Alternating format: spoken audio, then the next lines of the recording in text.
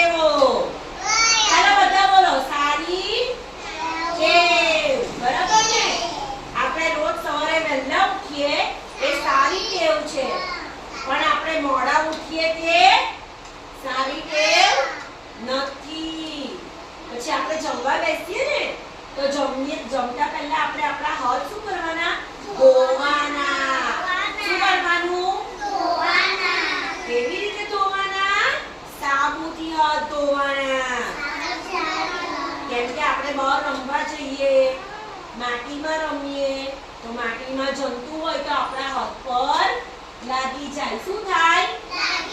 એટલે આપણે એને સાફ કરી દેવાના, નહીં તો આપણા પેટમાં જતા રહે. એટલે જમતા પહેલા હંમેશા હાથ ધોવાના.